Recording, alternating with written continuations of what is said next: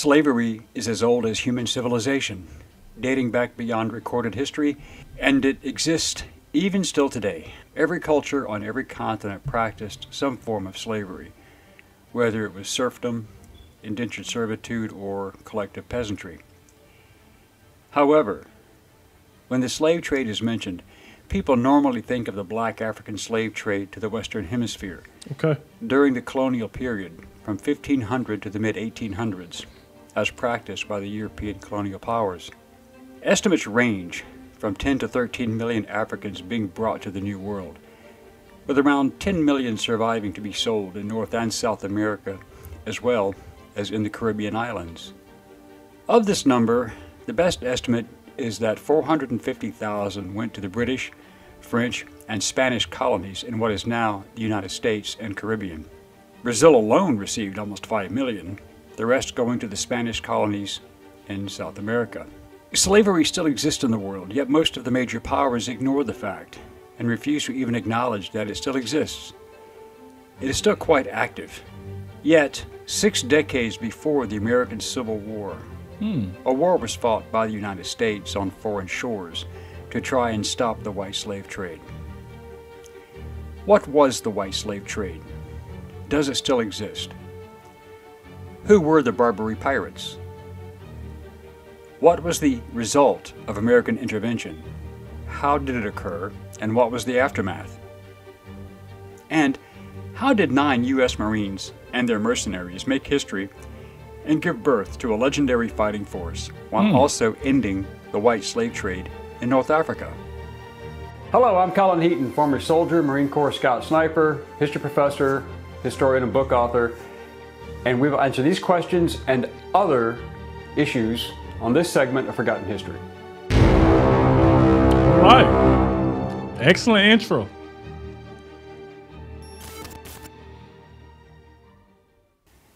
During the late 18th and early 19th centuries, the world was on fire, as France and Britain were engaged in the Napoleonic Wars, which was another series of conflicts just like the 7 Years' War, again involving every nation in Europe. The 7 Years' War was also known as the French and Indian War in the United States. Both these conflicts were fought on every continent and on every ocean and in every colony. Even during these protracted wars, the transatlantic slave trade continued. It was big business. While the European powers were destroying each other, Thomas Jefferson became the 3rd President of the United States from March 4th, 1801 to March 4th, 1809. And he had several major issues to contend with.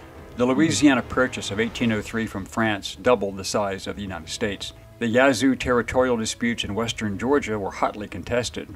The launching of the Lewis and Clark expedition in 1804 to explore the newly acquired country, and the contested issue of slavery. In 1806, Jefferson denounced the international slave trade as a violation of human rights and called upon Congress to criminalize it. Congress responded by approving the act prohibiting importation of slaves the following year. No longer could slaves be brought from Africa, although slavery was still legal in the United States. Then there were also the rising tensions between the United States and Great Britain, which dominated the final years of Jefferson's second term, as the Royal Navy had been seizing American merchant ships and impressing sailors. However, one situation which has gone largely unnoticed in history was Jefferson being the first president to send the military overseas into direct action. The war against the Barbary pirates. For decades prior to Jefferson's accession to office, the Barbary Coast pirates of North Africa had been capturing foreign merchant and warships, stealing their valuable cargoes and enslaving crew members, while often demanding huge ransoms for their release. Many of these ships and crews were American. Before independence, American merchant ships were protected from the Barbary pirates by the naval and diplomatic influence of Great Britain, which had threatened the use of military force should their ships be molested. However, that American protection came to an end after the colonies won their independence. The Barbary pirates also attacked the coastal northern Mediterranean, launching attacks against France, Italy, and Sicily, kidnapping women as white slaves, primarily and whenever possible, notable wealthy persons and ships for ransom. In their feverish search for white women slaves, a few pirates even went as far as the coast of Iceland. Bro, what the world? Kidnapping white women for Hold on, let me take that back. I want to make sure I heard that correctly. coastal northern Mediterranean, launching attacks against France, Italy, and Sicily, kidnapping women as white slaves, primarily and whenever possible, notable wealthy persons and ships for ransom. In their feverish search for white women slaves, a few pirates even went... Bro, see, this is stuff that, like I said, I didn't know about. Kidnapping women for slaves? Oh, man. As far I did not know that. Iceland, raiding inland to kidnap women and bring them back to North Africa. I mean, enslaving anybody is just terrible in my eyes. You know what I'm saying? Like, because like I said, you forcing people to do stuff they don't want to do, and they have no other choice, or they, you know, they will be beaten, or whatever the case may be. So, regardless of if you black, white, mixed, whatever your skin, it don't really matter. Enslaving somebody else is just terrible. You know, but this right here is, man, like I said, I didn't even know this right here. Africa. North African slave markets thrived, as, under Islamic law, known as Sharia, although fellow Muslims could not be enslaved, non-Muslims could be and were. Over a period of more than 300 years, it is estimated that 1 million white Europeans, to include those captured at sea as well as through land raids abroad, were enslaved. Many of these were Americans captured at sea. In 1794, in reaction to the attacks, Congress had passed a law authorizing the payment of tribute to the Barbary States. Part of that law was the Naval Act of 1794, which authorized the construction of 6 frigates, establishing the United States Navy. By the end of the 1700s, when Jefferson was Secretary of State, the United States had concluded treaties with all of the Barbary states, the Ottoman regencies of Algiers, Tunis, and Tripoli, along with independent Morocco. When Congress authorized $80,000 for Morocco to not molest American shipping, it was considered a good deal, as it was a cost savings when compared to the loss of ships, cargo, and sailors. The Bey of Algiers, Mustafa Baba, also agreed, and many American merchantmen were escorted by Portuguese warships, as Portugal also had a treaty with the Islamic States. But Jefferson was opposed to paying tribute, which he considered to be a modern Danegeld. When Saxon England paid the Danish Vikings not to attack, it did not work. Although Morocco and Algiers initially agreed, just weeks before Jefferson took office, Tripoli began a... So they paid the Morocco not to attack, but yet they did it anyway. That is crazy, bro. And it looked so scary, like when they show like the pictures of like the big old boats being in the waters and stuff like that, and you can see, y'all know how it is, like when you in the, I guess when you're in the ocean or something, and it's a real bad thunderstorm, and the water is just swooshing on up and stuff like that. That is just scary, and that's what the pictures look like. I'm like, man, imagine you already fighting with somebody, and then you dealing with that water and stuff, and the thunder, bro. It's like a lot going on. Attacking American merchant ships in an attempt to extract further tribute. Jefferson had seen enough. Jefferson tried diplomacy, and his letter to Pasha Yusuf Karamanli emphasized, "Our sincere desire to cultivate peace and commerce with your subjects." Pasha Karamanli, the ruler of modern-day Tunisia, felt that the Americans had insulted him by not offering to pay tribute. He threatened continued actions if not so respected. Pasha Karamanli was already at war with Sweden, having broken an existing treaty after Sweden agreed to pay annual tribute and ransom for 131 captives. 14 Swedish merchantmen had been seized by Tripolitan corsairs. Some of these were white women who were being transported on Swedish merchantmen, and it is not known if they were ever recovered, as the white women were rarely ransomed. They were highly prized and sold. The Pasha then declared war on the United States on May 14, 1801 by chopping down the flagpole at the American consulate in Tripoli, a direct act of war. Jefferson sent 3 frigates and a schooner under the command of U.S. And y'all know, like, I do watch these videos, but at the same time, I do listen to what y'all say in the comment section, because sometimes when I get information from some of these videos, a lot of y'all will be like, I agree with this, but this right here wasn't right. This right here what really happened. So please leave your comment down below, because I would love to hear what y'all got to say about this, and let me know like what I'm listening to is actually true. You know, because like I say, everybody has their own opinion on things, especially like this. So please inform me down below in the comment section if you are agreeing with a lot that's being said in the video. Navy Commodore Richard Dale as a show of force and to protect U.S. ships entering the Mediterranean through the Straits of Gibraltar. Dale learned of the declaration when he reached Gibraltar on July 1st, 1801. From that point, Dale's ships blocked 2 of the Pasha's corsairs operating as raiders and messengers inside the harbor. Yusuf Karamanli was shocked at the American audacity. The Sultan of the Ottoman Empire, Selim III in Istanbul, was also less than amused, yet did not interfere when the Americans became involved. He had just concluded treaties with Russia and Austria and was trying to westernize his empire along western lines. This included eliminating the white slave trade, and this position was not favored by many of his subordinate regional leaders, especially in North Africa, and they launched a revolt against him, and his cousin and successor, Mustafa IV, had him murdered in 1807. Wow. He was not about to give up such a lucrative business. The U.S. blockades halted Barbary trade and raids with Europe, but did not stop Tripoli's trade with the other Barbary states. It did, however, incite the other rulers, who considered siding with the Pasha, and they expelled their American diplomats. The United States was putting a major dent into their pirate enterprises, to include the white slave trade. The possibility of Tunis, Algiers, and Morocco joining forces as a result of losing this lucrative business became a serious concern during 1802, but in 1803, Captain Edward Preble was the new American naval commander, and he was aware of the white slave trade and piracy, and he began to deal with it. On September 12, 1803, the USS Constitution arrived off the Barbary coast to confront the Tripolitan pirates. In October 1803, the frigate USS Philadelphia ran aground and was attacked and seized, and the 307-man crew was held for ransom.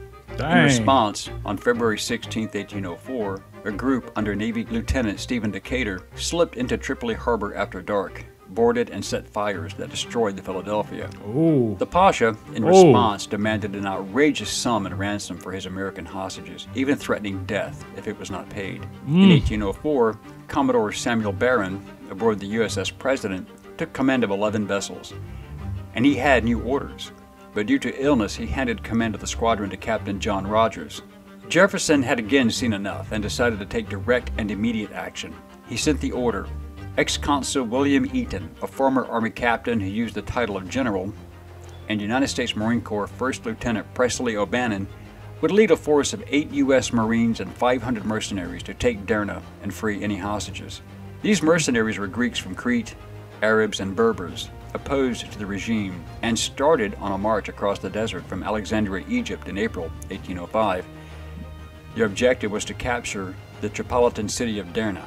The Muslim troops were under the command of Egyptian Sheikh El-Tahib, the Ottoman Empire viceroy. William Eaton, who was overbearing and not very friendly, kept himself aloof from his men and was in overall command but leading only half the group.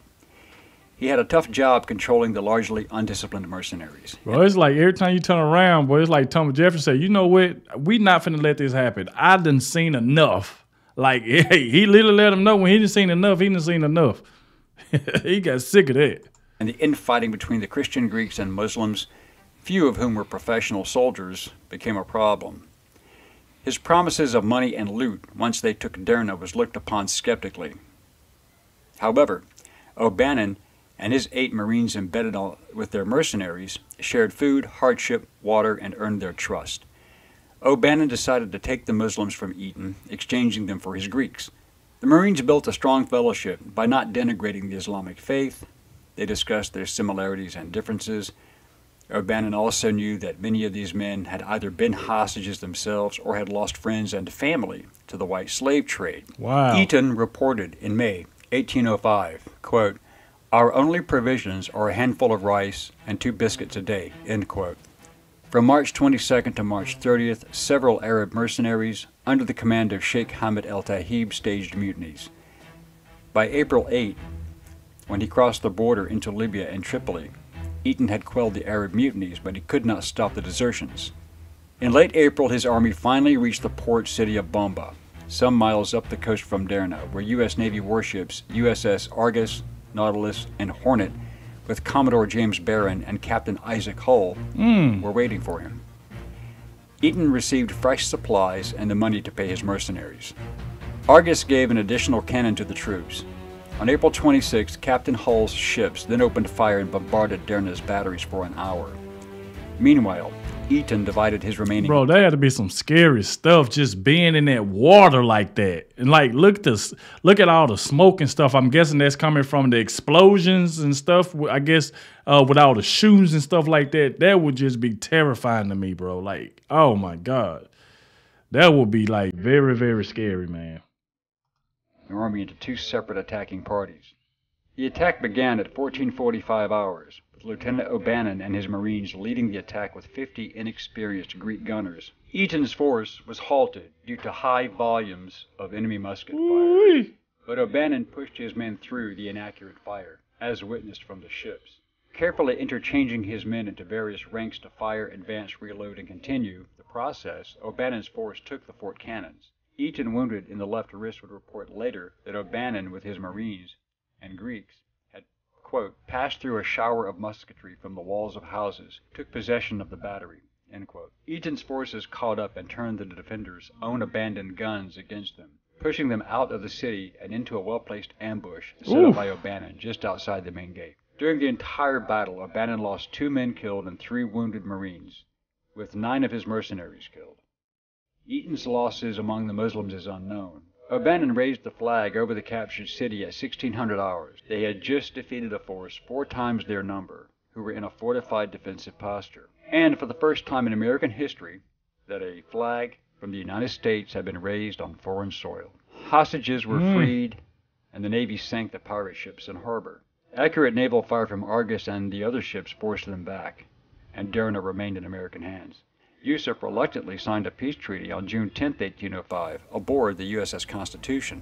The treaty granted American ships passage through the Mediterranean without further payments of tribute and freedom from harassment. This also meant joining the other European nations in halting the very active and overt white slave trade. The war was over, and so was active white slavery from North Africa.